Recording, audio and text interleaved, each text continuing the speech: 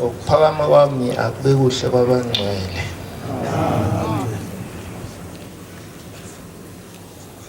Ngiyayikhetha inkosi enkulu yasebuhleni bamaNazaretha uNyazi lwezulu. uNkulunkulu maNazaretha uyisimangaliso. Uyakwazi ukwenza into engekho nengelutho, ayenze ibe utho makuthanda yena. Bengiyicelela nami Nkosi noma ukuthi sikhonjwe naye ukuba ngabe usuku lami noma usuku lwethu lokugcina lokuba ngamaNazaretha. Uma bengikade ngingelona iNazaretha mhlambe uNkulunkulu akasale sesenza sibe ngabantwana bakhe, mhlawumbe angagabisa ngabo phambi kwamazulu onke. Isihlabelelo 15. Nkosi yethu simaka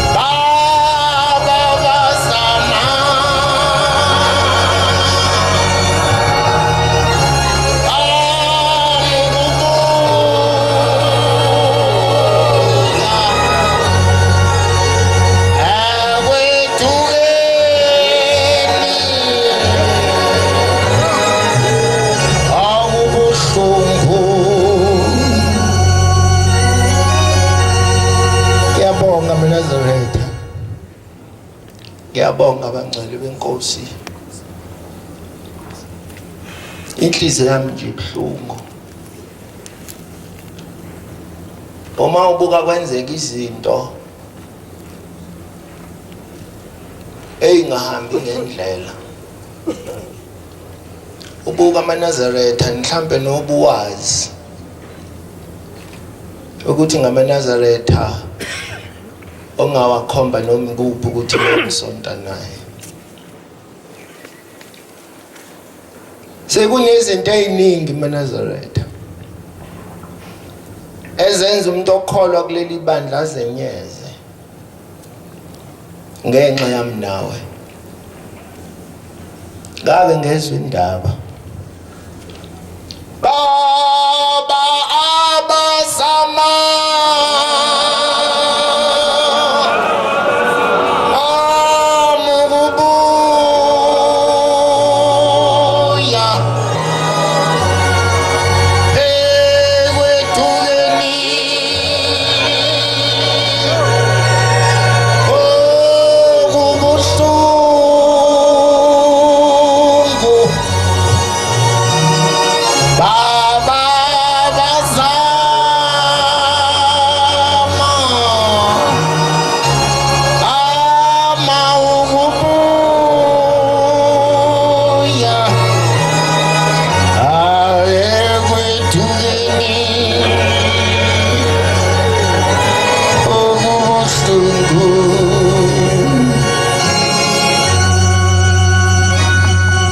ngake ngezwe indaba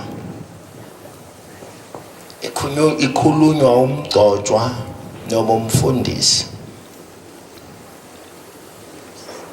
uthi kwakuneyingane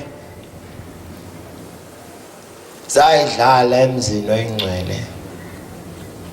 zase ziyaganga. Angazi ukuthi yini ezaganga ngayo, kodwa kwase kushaya isikhathi sokuthi ibike lezi ingane enkosini inyanga yezulu ukuthi kuneyingane esezenze u1 no2 no3. Isithi inkosi hawu zibizeni zisondele lapha, isihambi yofuna ithi akanje kubizwe uCebekhulu. Uma ibiza uCebekhulu efika kulezi ingane angazi zazingaki, kodwa engabuzwa kwathiwa ile nale nale ungazishayi ungazijezisi ngoba akusizona ingane zasezulwini. Ile nale nale hamba uyishaye uyijezisa ukuthi yonile, kodwa le nale nale ungayishayi ziyeke nje kanje ushaye lezi okungeza sezulwini. Lezi zingane engezona ezasezulwini zingane zakule ndawo sonke singafuni ukuya kuyo.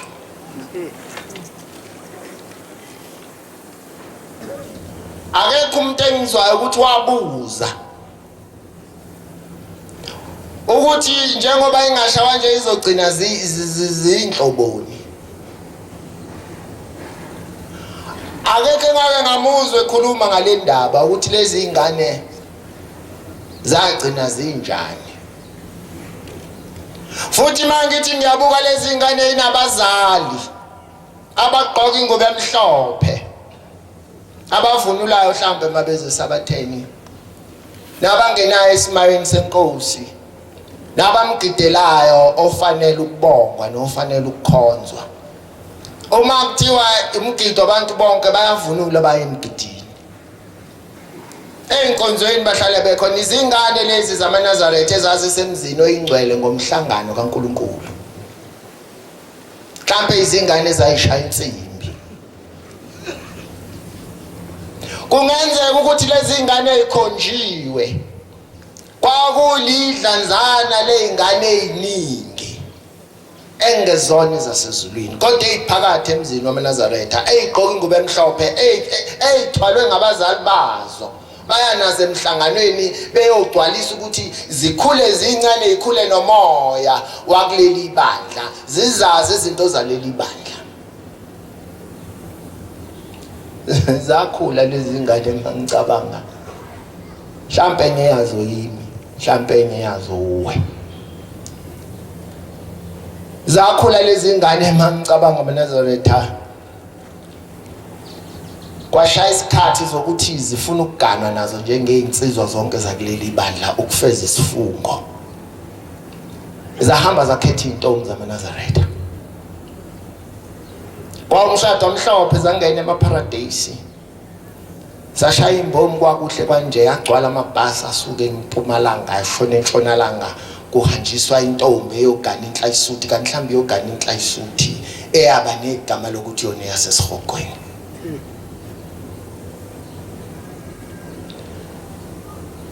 yakhula leyo ntombazane eyayikhonjiwe igangile emzini kaNkulunkulu kwathi wayingashawa yakhula yangena kuTubhane yangena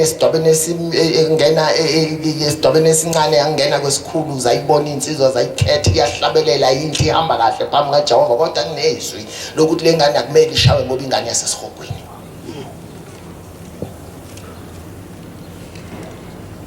uzowuphatha kanjani umuzi uzowakha kanjani umuzi lengane yasesihogweni Baba bazama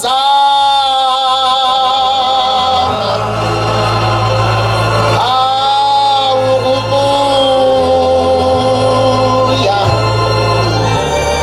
awekwethukeni okubuhlungu Baba abazama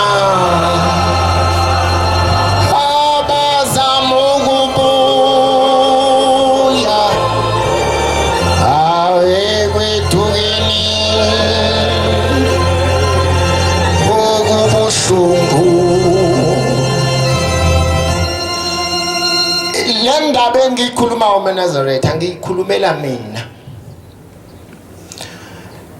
ngake ngezwa indaba yakuleli sonto ukuthi njengoba abantu babone ngathi bagcwele ithempeli akho umuntu le thempelini umuntu okhona ithempelini wena futhi akekho umuntu omnaye umwedwa uma ngikhuluma le ndaba ngenzela ukuyikhumbuza mina ukuthi makukhona la ngihlabeka khona ngithi ngiyahamba ngigwaza ibhodlela ngiphakathi ethempelini ngiyikhumbuza ukuthi kambe kunabantu abakhonjwa ukuthi akusiba basezulwini alithi lingihlaba ibhodlela asithi singihlaba noma yini engangilimaza manginyathela ngizama ukuya kuNkulunkulu bese ngiyakhumbula ukuthi akuthina sonke akuthina sonke esithi nyazi lwezulu uNkulunkulu wami mhlawumbe uzobheka ukuhlukunyezwa umuntu ozomfica ethempelini ngakhe yami inhliziyo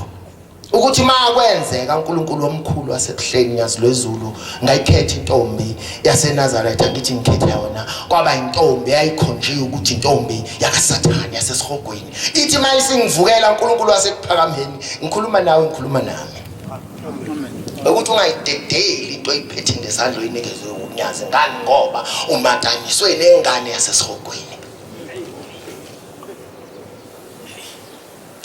ungayidiliza umshado wakho ntombi yezulu uyaphuma ngenansuka yahamba yayogana inhlayisuthi kanti yogana inhlayisuthi yasesihogweni akushongo lutho ngalezo ngane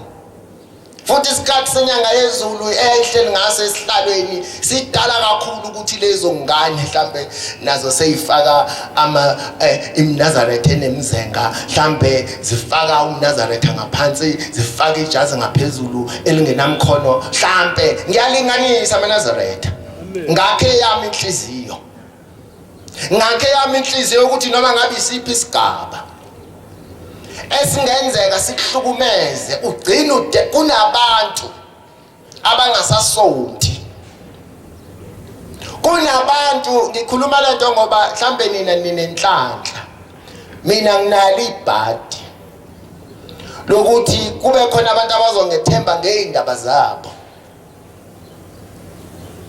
bese uthwala indaba yakho uphinda uthwala indaba yomuntu ongekwazi ukuyitshela omunye umuntu okwazi ukuyixoxela ushembe kuphela mangabe eyiphefumule ukuthi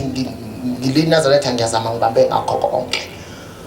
kodwa manje inkinga yami umuntu engashada naye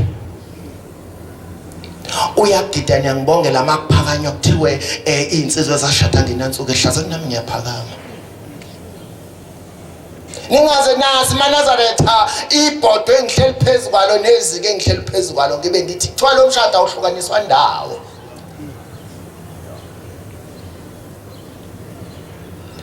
Ayikho awunaso isizathu sokumxosha. Uma uthi uyamxosha, uma ngithi ngiyamxosha mntaka Bombela sengiphambene nezilonyazi ngafunga eParadise. Sawasha amazi yasha inhliziyo kodwa ngimazi lo muntu. Ngibeka isandla sakhe phezulu kwakhe nje angimazi lo muntu. Angazi noma usebenzisa igama lokweba inkomo lasemhlabeni ukuthi intombi yazebe inkomo. Nenhlayisuthi na intombi sibekiwe isandla phezulu kwaso. Eyakamfazi ongemama kusho njalo. Inethemba lokuthi lo muntu engishada naye uthe uthanda unyazi, uthe uyiNazaretha. Engiyokufica phambili uShembe ngeke angilahle. Kanti uNkulunkulu guarantee nenhliziyo yakho ukuthi ngikumatanise noSathane impela. Ngikumatanise noSathane impela ukuze uthando lokuthanda mina uzulikhiphe namhlanje. Niyawazi namazi ukuthi uShembe uthi ngifike ngikuthande. Ngiqoqe ngikuncenge ngifaka izife izogulisa ukuze usondele nawe usondele ngakimi uthi mawusufikile ngikuthande kakhulu ngikwenzele zonke izinto ezinhle ungene ujabule kube mnandi kube njalo kuba nesikhathi maNazaretha la uShembe ethi khona sengifuna olwami ukuthande ngilitshala enhlizweni ukuthi lizophuma yini mase lifuneka akumathanise nengane kaSathane akuthatha ukufaka ethempelini lomgcotshwa naye waba negama elibizwa kanjalo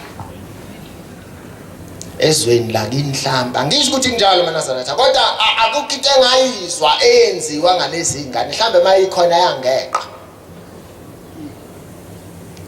ukholo lethu kulezi insuku zanamhlanje lunzima uyawugqoka umNazaretha uhlabelela uzukhala uvuke nje ngesiguqo sika-12 sika-4 mhlambe ngingakho ngithe abanye banenhlanhla abanye banebhadi njengami lokuthi umuntu akubuka kwethemba athi mhlambe mangingakhuluma naye engangithandazisa mhlambe kukhonele ngingaqhika khona uqinisa uthwele imithwalo uwe nje bese ngidabukela abagcotshwa bethu ukuthi awunkosi bayithwele insuku zonke usuku nosuku abanye ababephethe izingane zakuleyo ndawo ayikho into efuna ukulungiswa ontweni uthi ubeka igama nengane yakuleyo ndawo iba neqembu phakathi kwesonto phakathi kwethempeli ifuna ukuliqhekeza eyakuleya ndawo ifuna wena mNazaretha ukuthi eyakhe inhliziyo ukuthi noma inhliziyo vele ithi siyafika isikhathi ukuthi kodwa bese ukukhumbula ukuthi wayeshila uShembe ukuthi phakathi kwethu kukhona engazona ezasezulwini vele noma zona noma ungathandaza noma azizoyeka ngoba umsebenzi wazo ukuzolanda wena ukukuyisa esihogweni ayikho enye into eyiphakathi kwethu ukuzoyenza lalutho uthingo lithi ngeke umbone ukhona phakathi kwethu uthi incegelana uthi useqola manje usezaqola nangekhanda khole nangesiphunda shayi nangesithenge eqola phakathi ufuna thina ukola nje khona abatomlayo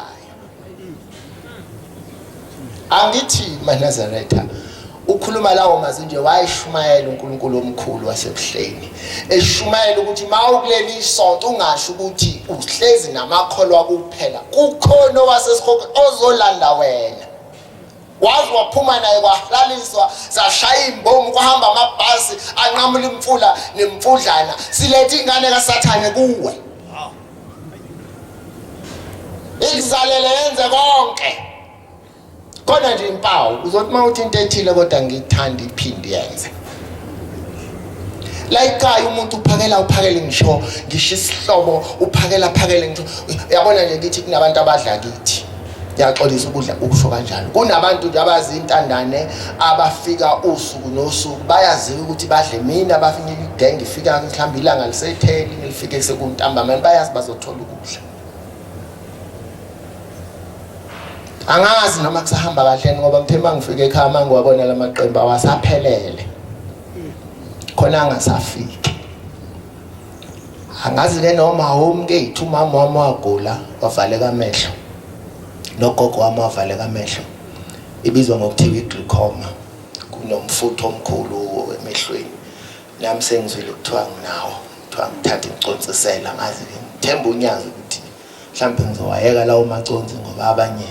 iningi nje ngisho abakomalume inzalo nje yehla akasaboni abantu abebeza kuye ezobaphakela yilo ngasaboni usememeza kuphela akaboni noma kwenzekile noma kwenzekanga kodwa inombolo ingishayisa uvalo ukuthi imbehle angikho lapho ngikhuluma indaba yami eNazaretha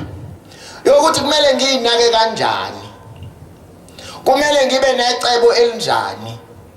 lokubhekana mhlambe nengane kaSathane noma ingane egane mina kufanele ibe namacebo okubhekana nami ngoba igane ingane kaSathane inkinga le yakuthi asiyazi ukuthi okuyingane kaSathane ngempela yiphi noma yimi noma uwe kunzima eNazaretha sifuna indlela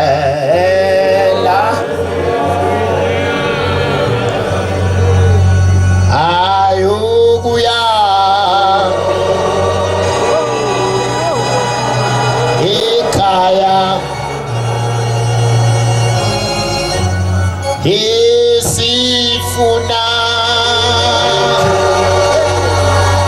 indlela ayukuya